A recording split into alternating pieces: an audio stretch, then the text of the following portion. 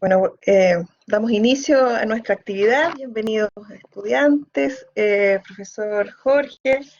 Eh, tenemos nuestro segundo encuentro ya este semestre de encuentros vocacionales que nos acercan a las carreras, donde nos permite, cierto, poder ir conociendo distintas áreas disciplinares que los estudiantes, independientemente de que sean del área, o sea, que estén preparándose para la carrera, también se dan la oportunidad de conocer nuevas disciplinas y hemos tenido bastante buena participación en general en estas actividades, así que agradecemos a los estudiantes que se dieron el tiempo hoy día en la tarde de quedarse un ratito más conectados, además de las clases. Hoy día yo tengo mi torpedo acá para el profesor porque tiene un currículum bien extenso. Hoy día nos acompaña el doctor Jorge Jerez Briones, quien se desempeña como académico en el Departamento de Ciencias Ambientales de nuestra universidad. Eh, es ingeniero agrónomo, titulado de la Universidad de Concepción, doctorado del programa de Suelo, Agua y Ambiente de la Universidad Estatal de Washington, Estados Unidos. Se ha desarrollado profesionalmente en la macrozona sur, en estudios de requerimiento de riego, uso eficiente del agua, evaluación de las áreas de riesgo, de inundación. Es editor del Manual de Riego para el Sur de Chile y cuenta con varias publicaciones relacionadas con el uso eficiente del agua. Desde el año 2011 es parte del cuerpo académico de la Universidad Católica de Temuco, es dentro del Departamento de Ciencias Ambientales, donde ha dictado cursos de hidrología y modelamiento ambiental. Además, en la actualidad es jefe del proyecto de estudio del comportamiento hidrológico de la cuenca del río Trancura y sus afluentes, financiado por la Municipalidad de Rehue, la SUBDERE, y participa también en distintas otras actividades. Así que tenemos el elegio de hoy día de tenerlo como invitado. Yo le doy la bienvenida, profesor, y lo dejo a usted aquí para que si quiere agregar algo más, si quiere comentar algo a los estudiantes, le doy su tiempo. Así que muchas gracias, lo dejo en la actividad. Gracias, Verónica. Gracias a los estudiantes que nos acompañan el día de hoy. La idea es poder compartir, comentar un tema que es propio de nuestra disciplina, de la carrera, y en la medida en que vamos comentando el tema, que espero sea de interés para ustedes, también contarles algo de lo que hacemos nosotros en la carrera de Ingeniería en Recursos Naturales, que es la carrera en la cual yo me desempeño como profesor en ramos vinculados al recurso hídrico principalmente. Voy a compartir la presentación entonces. Algunas cosas antes. Siéntanse la libertad de interrumpirme en el momento que ustedes crean, si hay algo interesante que quieran preguntar o que crean que es necesario preguntar, no tengan miedo. Yo creo que es una instancia de poder conversar de manera informal, así que no sé si es que hay alguien a la Lacustre, a lo mejor de Curarrehue, de Pucón, que conozcan la zona. Vamos a hablar de la cuenca del río Trancura, una cuenca conocida a nivel nacional por el rafting que se hace en el verano, pero también tiene algunas peculiaridades que afectan y que causan algunas dificultades, como son las inundaciones, y curiosamente esa es una zona muy propensa a tener problemas. Así que no sé si hay alguien que sea de la zona, a lo mejor pueda contarnos. ¿No? Ok, voy a compartir la presentación entonces. Sí. Yo te ayudo en caso que hayan preguntas en el chat, así que si quieren ir también preguntando o levantan la manito y el profesor puede ir respondiendo también. Ok, voy a compartir entonces la presentación. Sí, ahí estamos. ¿Me dicen ya la presentación, Verónica? ¿Se ve? Todavía no se ve. Ahora sí. Ahora sí empezó a cargarse. Ok, perfecto. Entonces, como les comentaba... Se está cargando. Se está cargando. ¿Todavía se está cargando? Ahora sí, ahora se ve.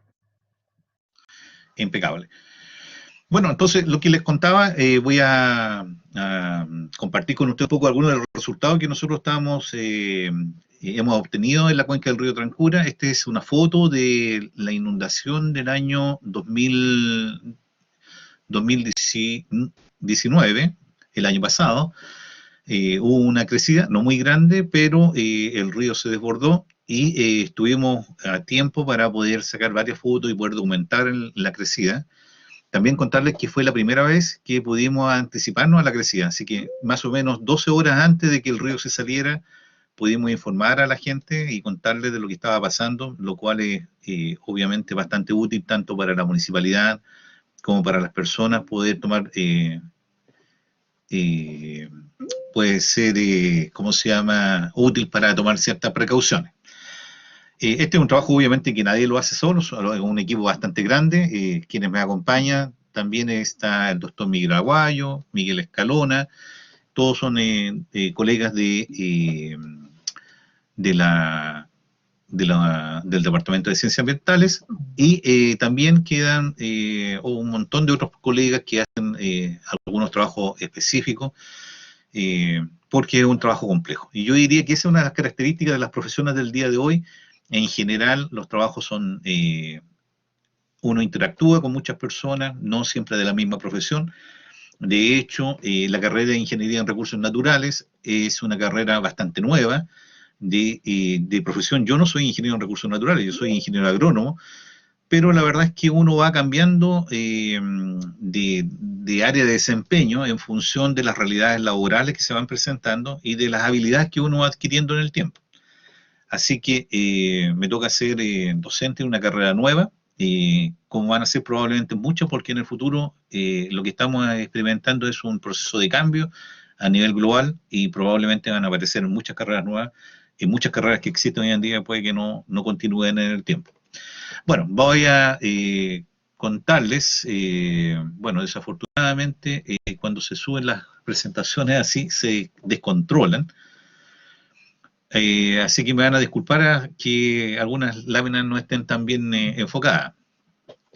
Bueno, las inundaciones deben ser uno de los problemas ambientales más complejos que hay y son las que causan más problemas a las personas. De hecho, en el país, el 61% de los decretos de emergencia que se han emitido tienen que ver con inundaciones en distintas partes del país. Y también aquí en la región, sin lugar a dudas.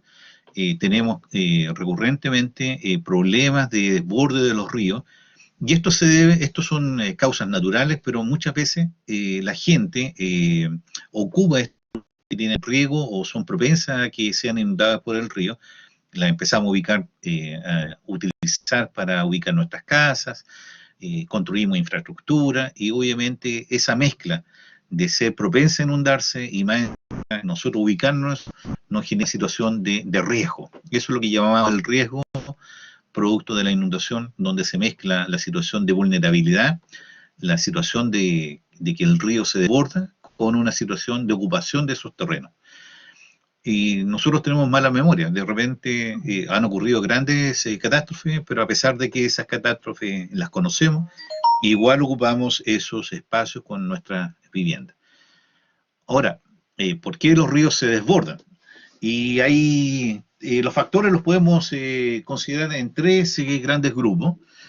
Podemos considerar por factores geográficos, meteorológicos, y vamos a incluir algunos socioeconómicos, ¿ya? Entonces vamos a empezar a los factores geográficos que hacen que el río se desborde. Todas estas son fotos de la zona del río Trancura. Por ejemplo, así se veía en el año 2019 una vista aérea del sector. Una área bastante extensa, inundada por el agua del río Trancura y los otros cauces que hay en la zona. Bueno, dentro de los factores estructurales de la cuenca están las pendientes del cauce del terreno y de la densidad de drenaje.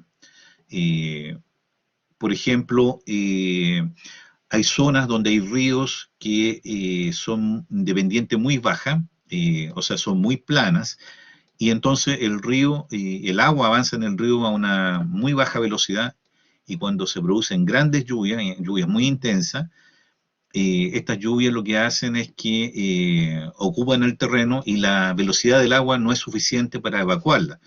Y entonces lo que va haciendo el río es saliéndose y ocupando mayor terreno, lo que llamamos la planicie de inundación. Entonces, la pendiente del cauce del terreno y la cantidad de canales, de ríos, de esteros que hay en el sector, son factores estructurales de las cuencas, son propios de las cuencas, y dependiendo de eso, las hacen más o menos susceptibles a que se vayan a inundar. Lo es que las pendientes bajas de la cuenca se encuentran en las zonas más cercanas al mar, en los puntos de salida. Y esa es una de las características que hacen especial a la zona del Trancura, porque esta zona es plana, pero en una zona precordillerana, donde habitualmente uno hubiera esperado que la pendiente fuera suficientemente alta y el río no tuviera inundación, ¿ya? Hay otras causas que tienen que ver con el clima, por ejemplo, las lluvias muy fuertes y que son propias de la precordillera, hacen que estos cauces se desborden porque llueve mucha agua en poco tiempo o llueve por mucho tiempo, ¿ya? Y en la zona del río Trancura se dan las dos condiciones. Nosotros hemos estudiado las lluvias de ese sector y hay situaciones en las cuales basta que llueva un día, pero muy fuerte, y en ese caso vamos a tener una inundación. O han habido otras inundaciones que se han producido donde han habido 14 días de lluvia continua, no tan fuerte, pero obviamente la cantidad de agua se van sumando y esa cantidad de agua al final se desborda los ríos y las zonas de la llanura de inundación. Otras causas que tienen que ver con los desbordes tienen que ver con las cosas que hacemos los hombres. Por ejemplo, hay veces que tenemos una carretera, un camino, necesitamos el camino, pero cuando construimos el camino alteramos la forma en que las aguas se circulan en la cuenca y ese cambio hace que una zona de la cuenca se vea afectada por el exceso de agua. También nosotros cambiamos el uso del suelo. Por ejemplo, teníamos mucho bosque y después cortamos el bosque y ponemos praderas. El bosque retenía, hacía que el agua circulara más lento en la cuenca, y la pradera hace que ese tránsito sea más rápido, y entonces el agua se junta en menor tiempo y la cuenca que era capaz de desaguar el agua cuando había bosque, no lo es cuando cambiamos el uso del suelo. Ni que hablar cuando nosotros urbanizamos. Imagínense ustedes los suelos que absorben el agua, ¿cierto? Si ahora ya no está el suelo, sino ponemos cemento o asfalto, y hacemos que el agua ya no se infiltre, sino que escurra superficialmente. Bueno, todos esos elementos van haciendo que vaya cambiando las características de la cuenca, y lo que antes no era susceptible a la inundación, se vuelve susceptible producto de la acción de las personas. Ok, esta es la cuenca del río Trancura. Ustedes ven un valle bastante angosto en la parte alta, y esta es la parte media de la cuenca en un sector que se llama Catripulli, más o menos ubicado en este sector, y esta parte que es agua arriba de Curarrehue es una zona de un valle más angosto, pero tiene más pendientes, y esta zona no es afectada por el desborde del río. Sin embargo, esta zona que es plana y donde se juntan más cauces, el sector de Catripulli, sí se ve afectada, ¿ya? Y además hay otros accidentes geográficos. Por ejemplo, si ustedes ven estas piedras, estas son coladas de, no sé si se ve la flecha, Verónica, o la mano ahora. No te, Sí se ve la mano. Sí. Entonces, estas piedras que están ahí son una antigua colada de los volcanes del Villarrica y otro volcán extinto que hay ahí que se llama Gualamole. Entonces, estas coladas también interfieren en el flujo del agua, y todos esos elementos se van conjugando para hacer la situación de susceptibilidad de la cuenca. Ok, aquí voy a poner algunos números. Por ejemplo, en la zona de Curarrehue, entre el periodo de 2000 a 2019, hubieron 3 desbordes del río. O sea, el agua se salió del cauce y afectó vivienda en la zona de Curarrehue, pero solo 3 oportunidades. En el sector de Catripulli, que es donde estaba mostrando la foto anterior, han habido 37 eventos. Y entonces, prácticamente todos los años se está desbordando. Si ustedes pueden darse cuenta aquí, los años del año 2000 al 2018, hubo un año, por ejemplo, el 2006, hubieron 7 desbordes, uno detrás de otro, casi de semana por medio estaba saliéndose del río. Algunos de esos desbordes fueron muy, muy graves. Hubieron personas que lamentablemente fallecieron. Entonces, el tema de las inundaciones es un problema grave. Ahora, dentro del trabajo que nosotros realizamos, pudimos categorizar las crecidas. Por ejemplo, el caudal se mueve en este rango, lo que le hemos categorizado como leves, entre 400 y 600 metros cúbicos por segundo, y ahí lo que tenemos son cortes de camino, hay inundaciones de tierras agrícolas, de los patios de las casas, pero pocas veces la gente se ve obligada a abandonar la casa, ¿ya? En cambio, si ya vamos entre los 600 y los 800 metros cúbicos por segundo, ya hay viviendas que se ven afectadas, hay personas que hay que trasladarlas de las casas porque han sido afectadas, hay pérdida de animales, pérdida de leña que estaba, o de bienes que estaban cercanas al río, el río se lo lleva. Y si ya pasamos de los 800 metros cúbicos por segundo, la situación es grave, hay una situación de daño severo a vivienda, hay necesidad de apoyo regional, ya no es suficiente el personal de la municipalidad y hay que evacuar, hay que poner albergues para las personas, ¿ya? Y obviamente las leves y medias son las mayoritarias, pero han habido 6 eventos en este periodo que fueron graves, con caudales por sobre los 800 metros cúbicos por segundo, y que se tradujeron en inundaciones como esta, ¿ya? Esta, por ejemplo, esto fue en el año 2014, no sé si alcanzan a darse cuenta, todo este sector de aquí son viviendas que están bajo el agua, que son estas mismas casas que están acá. Esta es la crecida del año pasado, perdón, sí, bien digo, la del 2019, y entonces ustedes se dan cuenta que esto ha sido realmente complicado, ¿ya? Ahora, la verdad es que cuesta imaginarse la magnitud de la crecida y de estos eventos naturales, así que a veces uno, cuando las personas contaban, a nosotros nos costó asimilar lo que significaban estos eventos. Esta es la cuenca, acá está Temuco, aquí está la comuna de Lonquimay, aquí está la comuna de Curarrehue, esta es Pucón, Villarrica y Loncoche. Bueno, esa es una muy buena pregunta, si es que cuando se sale el río significa que va a haber abundancia.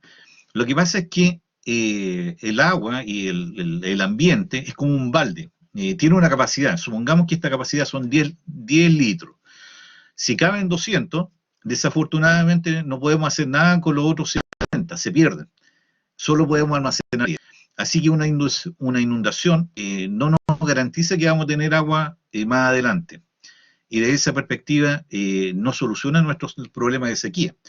De hecho, han habido inundaciones y sequía al mismo tiempo. Y esa es una situación grave, por lo que tenemos que lidiar con los dos problemas.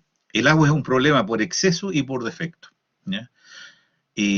Bueno, esta es más o menos la cuenca del río Trancura. Esta es la parte alta de la cuenca del río Trancura, que está más o menos Curarrehue, y hay otro río que se llama Maichín, y este llega hasta los nevados de Soyipuy. No sé si es que ustedes conocen, pero los nevados de Soyipuy está más o menos por el sector de Cunco, ¿ya? Y entonces todo este sector es muy importante, es muy grande, es más grande que este sector es muy precioso, es un lugar muy lindo. Es casi tan grande como el Trancura. Y justamente se da la circunstancia en el diagnóstico, lo que determinamos es que esta cuenca, la del río Maichín, cuando se junta con el río Trancura, suma tal nivel de cantidad de agua que esta zona baja, que tiene otros ríos, además, es incapaz de transportar toda esa agua y hace que se desborde. Bueno, esta es una defensa fluvial es una protección que se hace a los caminos, para que cuando el agua va, no vaya erosionando el terreno y vaya destruyendo el camino. Entonces voy a mostrarles una foto ahora para que se den cuenta de la magnitud de lo que es una crecida en esta zona.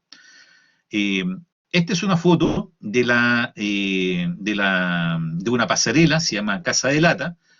Estas fueron las inundaciones del año 2018.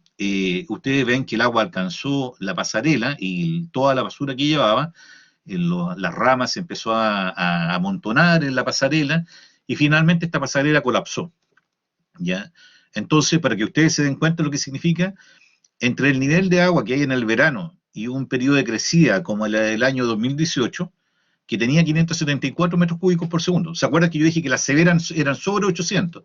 Esta no era la más grave. Habían 6,2 metros de diferencia en el nivel del agua entre el verano y el invierno. Esa era la cantidad de agua que transportaba el río. Eso es en el río Trancura. Esta pasarela es Casa de Lata. Esto está antes de llegar al sector de Catripuy. Para darle un poco más de antecedente ahí es dónde están las termas. Está la terma del Trancura, la terma de San Luis. Ese sector es una zona que de manera recurrente empieza a tener problemas de inundación, ¿ya?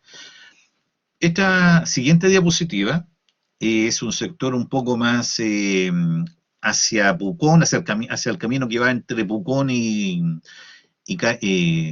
¿cómo se llama? El lago Caburgua, ¿ya?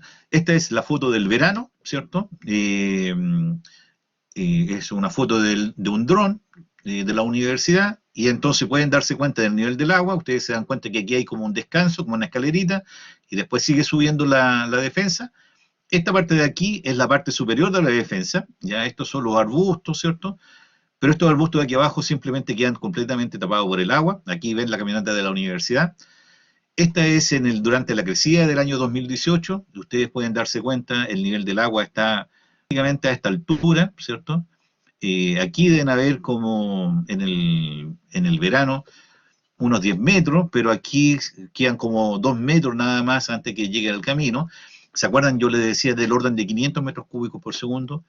Las crecidas severas son sobre 800, y la máxima que ha habido en el sector han sido del orden de los 1300 metros cúbicos por segundo.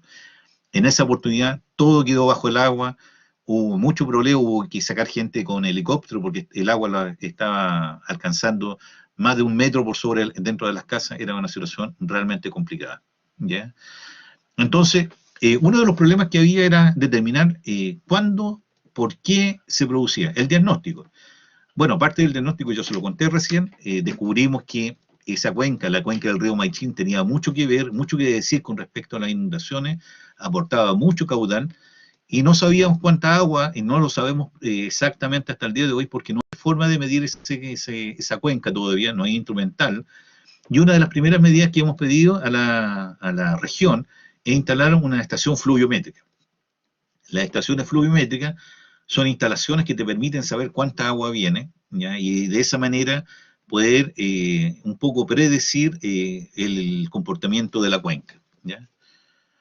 Bueno, pero también descubrimos otra cosa, y la gente de la localidad siempre hablaba de la nieve, ¿ya?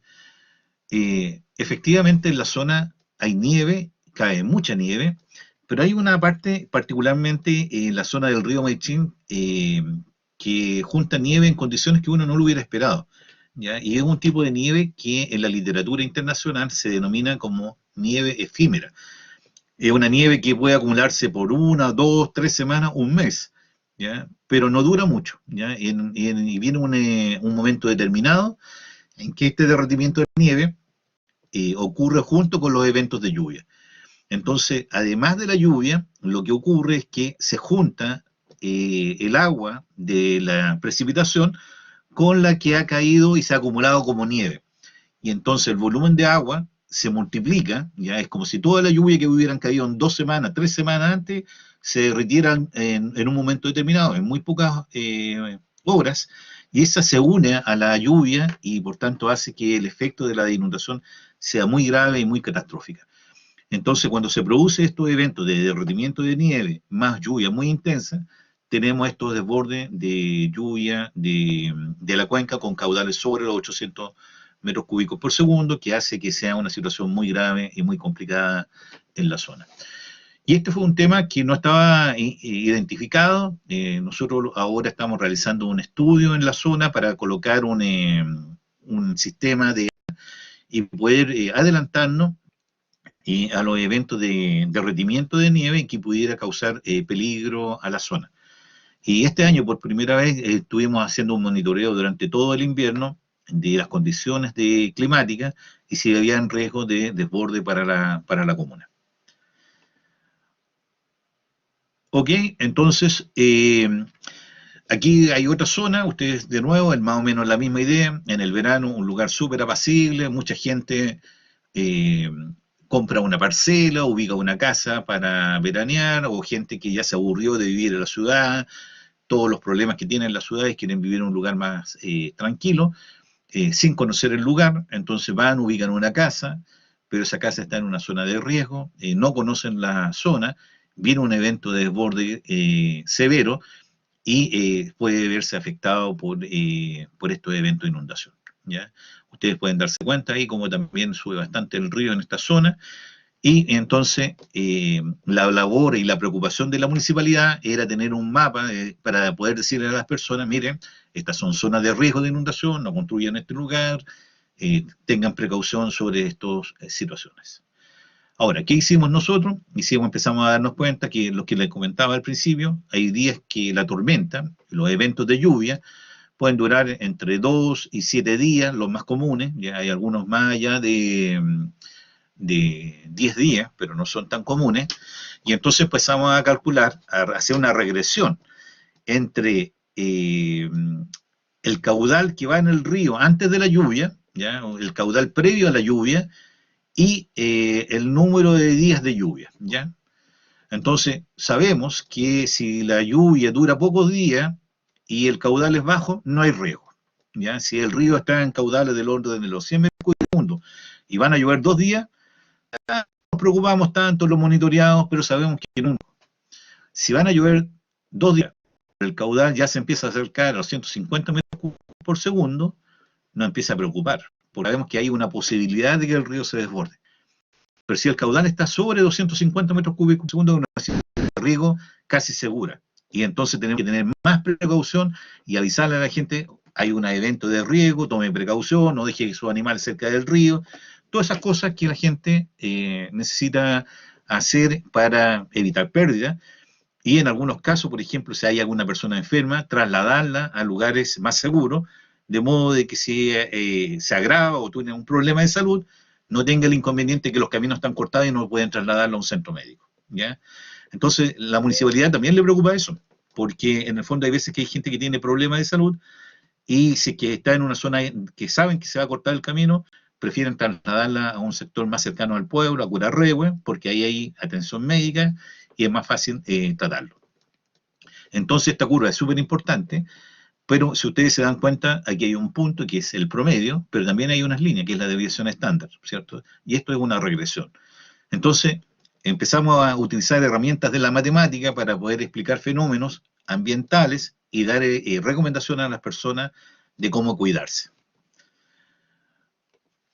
Ok, vamos a la próxima. Bueno, esto es lo que les contaba yo, es una foto satelital. También hay un colega nuestro que trabaja con fotos satelitales, y entonces pudimos sacar información de la lluvia del año 2019, y justo el año 2019, si bien es cierto, no fue una crecida tan grande, pudimos darnos cuenta que antes de la lluvia, la parte baja del valle sí tenía nieve, y después de la lluvia, esta nieve ya se había ido, y entre medio de esta lluvia se produjo una inundación, ¿ya? Y entonces podemos deducir que la nieve sí jugó un factor en el desborde del río en esta oportunidad.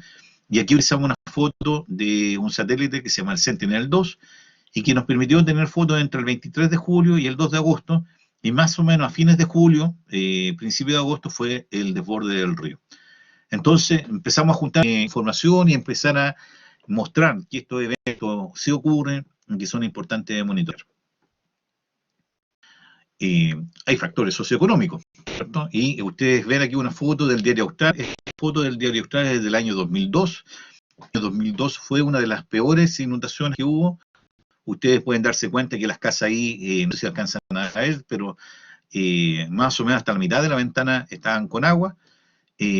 Bueno, aquí hay patrones de uso del suelo donde la gente coloca las viviendas. Como ustedes dicen, Octavo, este es un lugar muy lindo en el verano y hay una gran demanda por turismo, ¿cierto? Y entonces, estos factores hacen que sean riesgosos algunos sectores para instalar vivienda, pero una vez que ha vivido gente por mucho tiempo, la gente no tiene muchas ganas de moverse y no quiere abandonar su terreno. Y la verdad es que los terrenos tampoco es que sean tan grandes y no es que tengan mucha capacidad económica para ir y comprar en otro lugar. Así que se van generando situaciones sociales y económicas que hacen que la solución de los problemas de desborde sea muy compleja. Ahora, ¿cuáles son los efectos que tiene para la población? Bueno, hay pérdida económica. Ustedes pueden ver ahí las casas están completamente bajo el agua. Esto es la crecida del año 2001.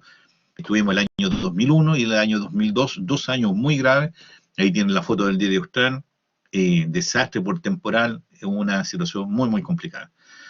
Hay aislamiento, ¿cierto? Porque en el fondo los caminos todos se cortan, la posibilidad de movilizarse no se puede, no hay ninguna posibilidad de movilizarse ahí, a menos que sean con vehículos muy altos, como camiones del ejército, helicópteros. Hay una sensación de vulnerabilidad. ¿Se acuerdan que una de las diapositivas les mostré que hubieron hasta 10 eventos de desborde? Entonces la gente no podía estar tranquila porque había venido una venida otra vez, estaban todo el tiempo ahí preocupados de lo que podía significar y de las pérdidas económicas que podían traducirse para ellos. Eso significa también un aumento de la pobreza, la gente se vuelve, tiene menos bienes, ¿cierto? Sus bienes se destruyen, y también hay una pérdida de confianza en las autoridades porque sienten que las autoridades no los pueden ayudar, ¿ya? Entonces todos esos elementos son elementos complejos para la gente por este desborde. Ahora, ¿cuál es la percepción de la gente en la zona? Nosotros fuimos y le preguntamos. Si ustedes se dan cuenta, las casas empiezan a construir las más altas, ¿cierto? Empiezan a construir tipo palafitos, porque en el fondo ellos saben del riesgo que hay de esta lluvia, ¿ya?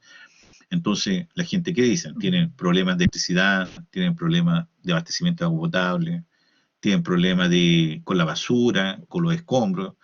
Cuando hay inundaciones, normalmente las aguas servidas también se desbordan y entonces ensucian y contaminan. Hay pérdidas de siembra, hay pérdidas de animales domésticos, hay enseres. Bueno, en fin, un conjunto de cosas que desafortunadamente hacen que el patrimonio de las personas se vea muy, muy afectado. ¿Y cómo lo abordamos? Lo importante es tener claro el origen de estos desbordes y la verdad es que no siempre es evidente. Gran parte de nuestro trabajo fue poder determinar el origen y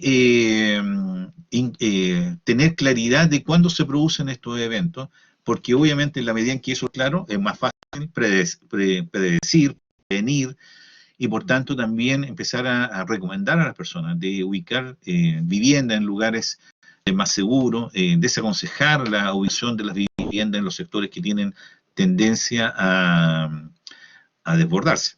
Y después hay algunas soluciones de tipo estructurales, y cuando hablamos de soluciones estructurales estamos hablando de defensas tipo ingenieriles, en las cuales uno construye una defensa en el río para evitar que el río se desborde o erosione algunas partes que suponen en riesgo las viviendas. Y otras medidas que llamamos no estructurales, como son el sistema de alerta temprana y el monitoreo del clima. Ahora, básicamente eso lo que nos permite es que la gente pueda tener con anticipación el riesgo de desborde. El año pasado, cuando se produjo la crecida del año 2019, y nosotros nos dimos cuenta que las condiciones se estaban dando, nosotros empezamos a preguntar a la gente, ¿usted cree que se va a desbordar el río? Y muchas personas dijeron que no.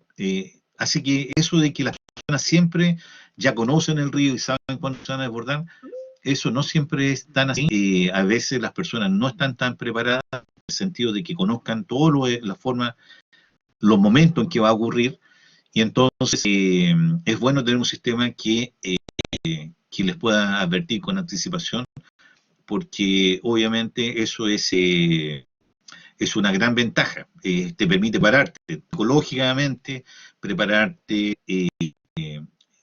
con medidas de protección, o las personas saben cuáles son los sectores menos susceptibles, mueve personas que son más vulnerables, y entonces es más fácil sobrellevar estos eventos de desborde. Y por tanto, una de las cosas que estamos trabajando ahora como universidad es desarrollar este sistema de monitoreo y de alerta temprana, de modo que la gente pueda tener una cultura, en el fondo, que cuando uno utiliza un lenguaje de que hay riesgo, se prepare, cuando diga que hay riesgo inminente, sepa que se puede salir del río en pocos momentos más, y pueda actuar en una lógica de prevención. Bueno, algunos comentarios. Por ejemplo, el 60% de las personas, el 60%, sí, hay algunos apoyos a las viviendas de las personas. De hecho, se han adaptado a la construcción de la vivienda con estos palafitos, de modo de tener... es más fácil cuando hay la casa está elevada, el agua pasa por abajo y no actúa como una barrera para el río y el agua se meta dentro de la casa. esas viviendas, entonces los subsidios adicionales las han incorporado, y eso es una ventaja. Pero uno de los problemas que hay en la comuna es que, como en muchos sectores rurales, la edad de las personas empieza a aumentar. Y entonces hay mucha gente adulta, mayor adulto, y es más difícil que ellos que se puedan actuar rápidamente ante un evento de riesgo. Y entonces hay que tener las dos cosas, saber dónde vive la gente vulnerable, y si yo sé con anticipación, el municipio puede ir, en algunos casos puede trasladarlo, puede llevarlo a lugares más seguros, y por tanto se puede prevenir esa forma, accidentes, para personas que estamos hablando de gente que ya tiene más de 70, 80 años, y que han vivido toda su vida en esa zona y que no están dispuestos a trasladarse. Obviamente el cambio climático exacerba estos problemas porque crea más incertidumbre sobre cuándo va a llover fuerte. Por ejemplo, este año tuvimos una lluvia fuerte, tuvimos 180 milímetros en un solo día, que es una cantidad impresionante de agua, pero afortunadamente el río no se salió porque en gran parte de la cuenca estuvo nevando, y entonces no todo era agua lluvia, se juntó la nieve y entonces el río fue capaz de transportar toda esa agua sin causar un desborde que habría sido bastante grave. ¿Ya? Ok, y entonces con eso es la presentación, más o menos darle como qué es lo que haría un ingeniero en recursos naturales en esta lógica. Bueno, los ingenieros en recursos naturales hacemos la evaluación del riesgo. Evaluamos si es que las condiciones naturales del terreno son propensas para que estos eventos ocurran, y estudiamos entonces eh, bajo qué condiciones se presentarían, ¿cierto? Y en esa lógica trabajamos con otras carreras, como son los geógrafos, los topógrafos, ¿cierto? Trabajamos con sociólogos, porque en el fondo también hay que entender la lógica de la gente, cómo han vivido, cómo interactúan con el terreno, y ellos saben mucho, ellos saben mucho. De hecho, una vez nos contaba una persona en uno de los puentes que hay ahí, que se corta todos los años, o cuando son, eh, sí, es una buena palabra, pero vemos eventos, tomamos prevenciones ante los eventos naturales, pero bueno, esa es una faceta de la carrera. También tiene que ver, por ejemplo, con, con cambios que hay en la cuenca. ¿Se acuerdan cuando les decía que si hay bosques y los cortamos y entonces hacemos más propensa a la cuenca a las inundaciones? Entonces el ingeniero en recursos naturales lo que hace es recomendar no cortar el bosque, cómo recuperar el bosque nativo, ¿no? Cómo convivir la parte productiva de la producción de madera con las necesarias áreas de protección, ¿ya? Entonces, claro, la prevención por la parte del río es una visión, la segunda es cómo manejamos la cuenca y los recursos naturales para que esto no genere una situación de riesgo para nosotros mismos, en definitiva. Y eso es muy importante hoy en día. Bueno, es una de las dimensiones de lo que hacen los ingenieros en recursos naturales. Así que un poco contarles, por un lado, para que se sientan contentos, también la universidad está trabajando en temas muy contingentes de la región, problemas reales de las personas. Nosotros llevamos 4 años ahí, la verdad es que hemos aprendido mucho, y es una zona a la cual le tenemos mucho cariño, porque empieza uno a generar lazos con las personas, empieza a generar lazos con el entorno, y la verdad es que es un lugar muy lindo, efectivamente, tanto en invierno como en verano. Así que no sé si hay alguna pregunta, algún comentario, bienvenido, ya sea de la presentación o de algún otro tema que quieran preguntar. Sí, muchas gracias, Jorge. Súper interesante, interesantes los datos también, y cómo nuestro país también no solo son los terremotos, ¿cierto? Y otras cosas que nos suceden, sino que también eh, tenemos que saber mucho ¿cierto? De cómo venir y cómo prepararnos ante estas situaciones que son, que la naturaleza a veces nos sorprende. Porque como dices tú, el trabajo interdisciplinario que ustedes realizan es muy interesante, porque hay toda también una cultura a la que uno llega a colaborar en estos trabajos. ¿Cierto? Que hay costumbres, hay algunas realidades que a veces también son difíciles de abordar sobre todo yo me imagino cuando hay que hacer transformaciones o algunas acciones preventivas. Si gente que está acostumbrada a vivir en un lugar o que no quiere hacer algún cambio, me imagino que a veces no es tan fácil tampoco generar, generar los apoyos. A ver, dice Judith, dice ¿en qué número a nivel mundial se encuentra Chile en relación a los desbordes de los ríos? Si hay alguna información. La verdad es que no sé esa información porque la verdad es que Chile tiene una característica bien especial. Como son un país bastante angosto, eh, la distancia que hay entre la cordillera y el mar no es muy larga.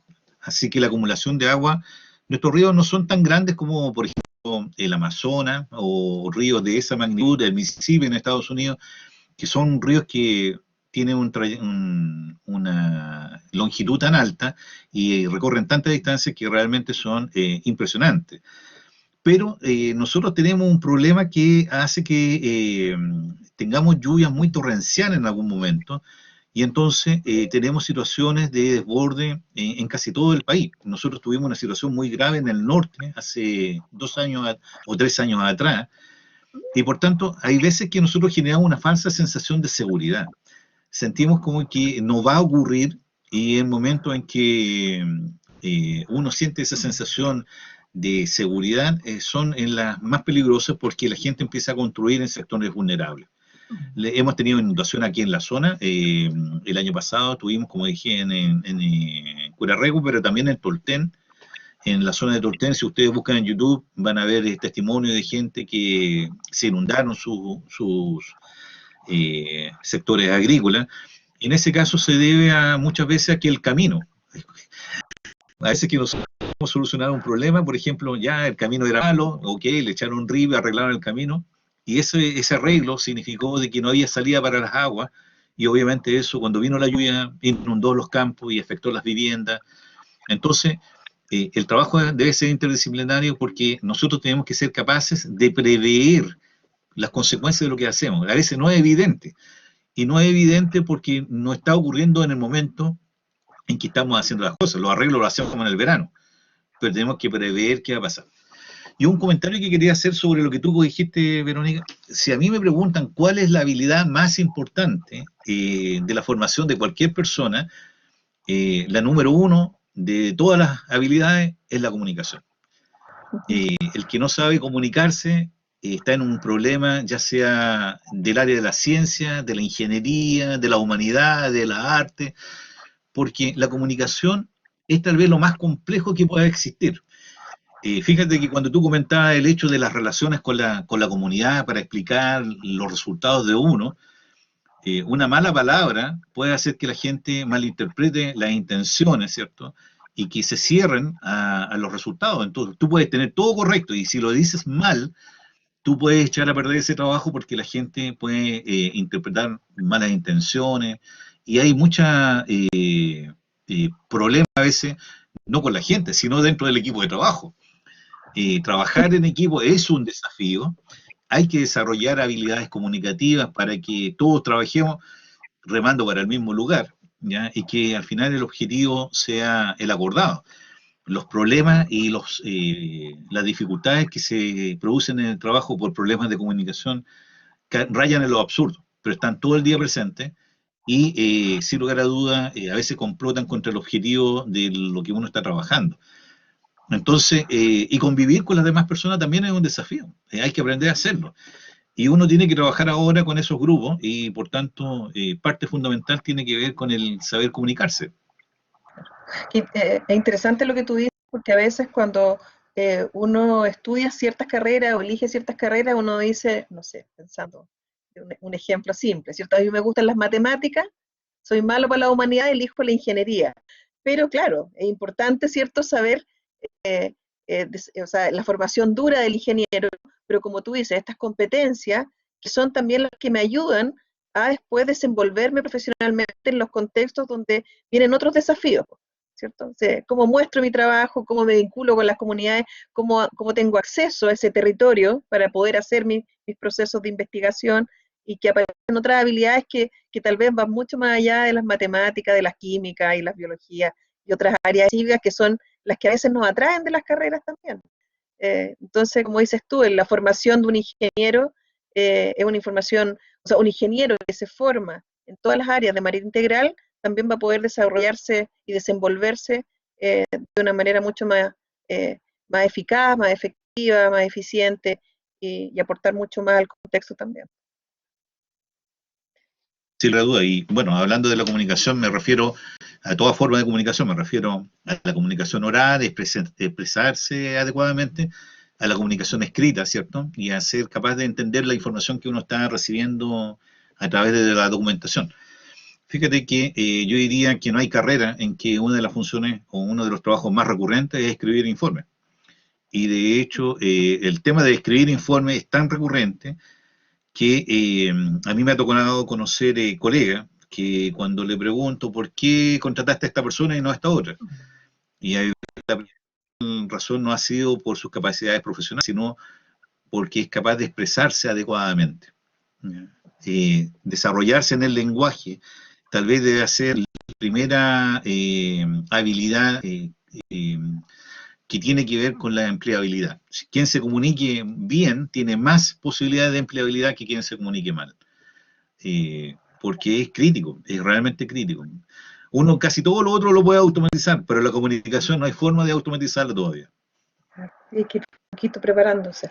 Bueno, y la universidad ofrece muchas alternativas para que el estudiante se vaya formando también en estas áreas complementarias y desarrollando estas competencias que son fundamentales, como decís tú, sobre todo cuando uno se enfrenta a una entrevista de trabajo, y tienes 20 minutos para mostrar tu currículum, mostrarte en tus habilidades y también en lo que uno puede ofrecer para ese trabajo. Hay algunas preguntas que hace Sofía. Sofía pregunta, ¿a qué se debe que haya tantas lluvias? Yo me imagino que esta preocupación que uno ve y que estamos viviendo como que en poco tiempo llueve mucho, como que antes nos pareciera que no recordábamos esos eventos, eh, como que era menos común o siempre ha sucedido así. Mira, la verdad es que en la zona de ahí de Curarrehue, nosotros revisamos el registro de las precipitaciones eh, del año 80 en adelante, y la lluvia, la cantidad total de agua se ha mantenido relativamente constante, no ha habido lluvias mayores o menores. De hecho, la tendencia total más bien es a disminuir que a aumentar. El tema es que las lluvias ahora se concentran en el menor tiempo. Ahora, el peor momento para las lluvias en la zona fue entre el año 2000 y 2005, donde hubieron realmente muchos eventos de desborde. Ahora está un poco más calmado. La última inundación grande se produjo en el año 2014. De ahí en adelante hemos tenido algunos eventos que no han sido graves, pero el tema es que no solo es la cantidad de agua total que cae en el año, sino con la intensidad con que cae. Yo diría que las zonas precordilleranas, por la forma del país, por la forma de los frentes, se da un evento que se llama lluvias orográficas, hace que en esa zona la situación normal y natural es que hayan lluvias fuertes. Para dar una referencia, por ejemplo, en Temuco en el año llueven del orden de los 1.200 milímetros, en esa zona llueven sobre los 3.000 milímetros, ¿ya? O sea, en esa zona efectivamente llueve mucho más que en el Valle Central, y es la situación normal de la zona. Ahora, el cambio climático, lo que se ha mencionado es que va a haber una tendencia a incrementarse la intensidad de precipitación. Nosotros eso lo estamos estudiando y estamos viéndolo. No tenemos certeza de que eso esté ocurriendo y sea la causa efectivamente en este instante. Y preguntando un poco, no sé si hay preguntas. Ay, Modesto está levantando la mano. Después yo hago mi pregunta. Modesto, si quieres prender tu audio. Escribió la consulta, no sé si quieres prender el audio o mientras voy a leer lo que tú escribes en el chat. Si llegara a inundarse un sitio en el cual hay animales, vacas, ovejas o cerdos, ¿qué acciones son recomendadas para hacer en esos casos?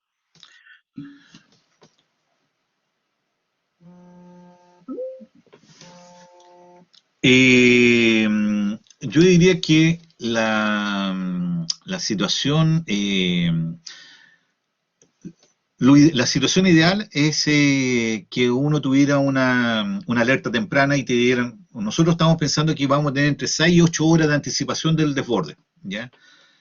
Yo no alcancé a mostrarle, pero ahí en la zona hay unas cosas que se llaman meandros, que son como curvas que hace el río, ¿ya?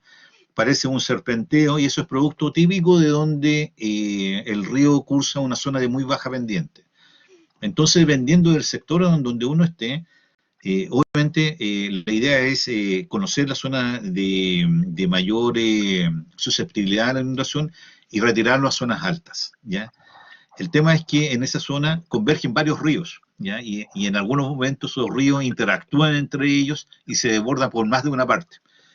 Ahora, una de las ventajas de la gente que vive ahí es que los que tienen animales han vivido por mucho tiempo y entonces habitualmente ellos tienen algunas marcas. Ellos más o menos dicen, cuando el río llega hasta tal punto, lo más probable es que se salga, ¿ya? Entonces ellos empiezan a mover los animales hacia el cerro, empiezan a buscar sectores o tienen familiares y trasladan los animales a esos sectores de menor riesgo, ¿ya? El problema más grave es para las personas nuevas, las personas que no han vivido o que no han eh, tenido generaciones familiares viviendo en el lugar, porque no tienen ese cúmulo familiar de qué es lo que ocurre en el río y pueden tender a confiarse demasiado. Ahora, en general, la recomendación es trasladar todo lo que es elementos vulnerables a zonas más altas. eh, y entonces la gente lo que hace es que se consigue con familiares o con amigos hacia sectores de cerro donde mueven los animales, especialmente los vacunos. No sé si le contesto a Modesto con eso.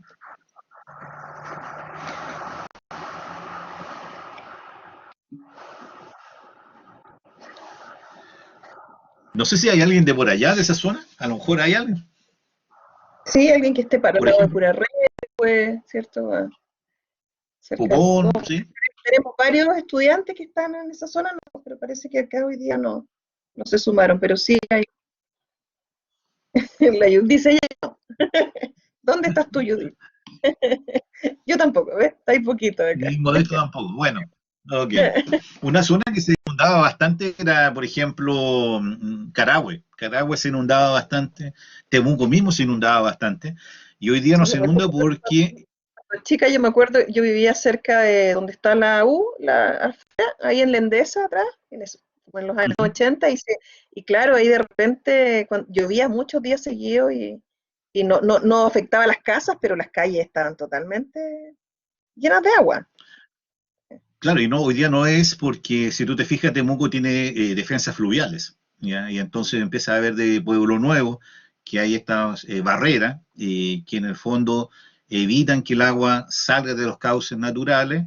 Y hay algunas partes, por ejemplo, en el sector de Villa Los Ríos, las partes que se inundaban lo hicieron parque. Entonces, si bien es cierto, no se inundan hoy día, ante el riesgo que sí se vuelvan a inundar, es mejor tener un área verde y así no tienes el riesgo de que haya una vivienda o una infraestructura, por ejemplo, un consultorio, sería terrible que estuviera en una zona de inundación, porque pierde una infraestructura de salud producto de una inundación.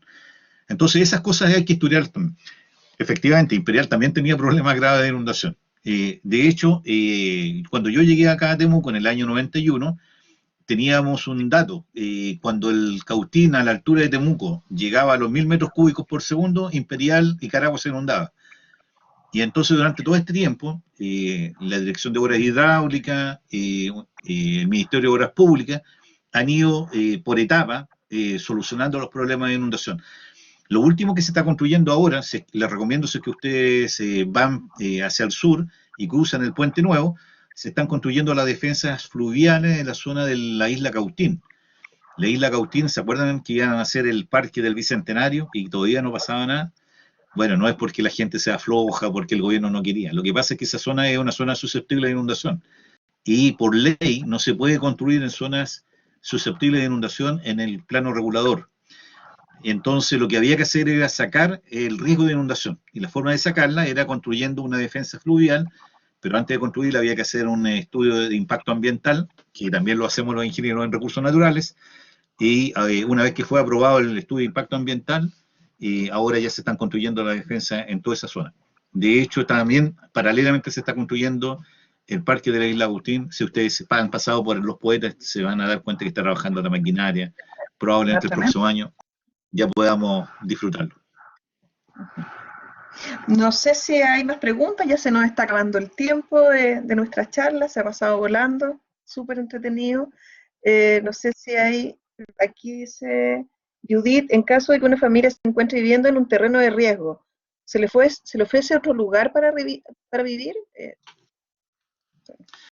La verdad es que no conozco que haya una política de ese tipo, Judith. Lo normal es que uno tenga que arreglársela por su cuenta. Uno tendría que buscar, pero es posible que las municipalidades tengan algún tipo de apoyo eh, para presentarte a un subsidio del gobierno, pero no es que esté institucionalizado, ¿ya? Yo diría que esa es una de las dificultades para cambiarse, obviamente. Yo diría que también el otro problema que hay es que hay gente que tiene terrenos a las orillas del río y el río empieza a erosionarlo y entonces la gente empieza a perder su terreno y obviamente su medio de vida. Ese es otro riesgo dentro de las zonas que tienen riesgo de inundación. ¿Alguna última pregunta para ir cerrando? Sí, yo creo que ya estamos. Eh, Jorge, muchas gracias por tu tiempo, por la información, muy interesante. Además, nos hace pensar un poco cómo las distintas profesiones también pueden ir sumándose a trabajar en estas áreas también. Como que yo pensaba en los antropólogos, mientras tú hablabas de los sociólogos, los asistentes sociales, los psicólogos que trabajan en temas de emergencia. Nosotros tuvimos la oportunidad de recibir uno a principio de año que también apoyan estos procesos cuando ya la situación, cierto, se vuelve más compleja del cómo se aborda. Entonces uno también va viendo eh, cómo, el, cómo, eh, cómo las distintas profesiones también aportan a una misma temática, ¿cierto? Desde los distintos puntos de vista, desde dónde se tiene que abordar, ¿cierto? Usted en la línea de la prevención, que entre más información uno tenga para poder prevenir las situaciones, menos complejas se viven posteriormente, como dice, si hay mecanismos de información donde previamente la gente pueda tomar resguardo, se pueden evitar riesgos mayores y situaciones de catástrofe también, donde se expone la vida de las personas, que es lo principal para resguardar en estos casos. Eh, Así que Así, muchas así gracias es, sin y lugar a dudas. sí, muchas gracias. Gracias también a los estudiantes que permanecieron durante esta hora. Nosotros hacemos aplausos virtuales con los estudiantes en esta actividad, entonces un aplauso virtual para, para el profesor eh, y todos aplauden aquí con sus monitos. Es parte cómo nos vamos adaptando a la situación actual de pandemia, lo que nos ha tocado vivir.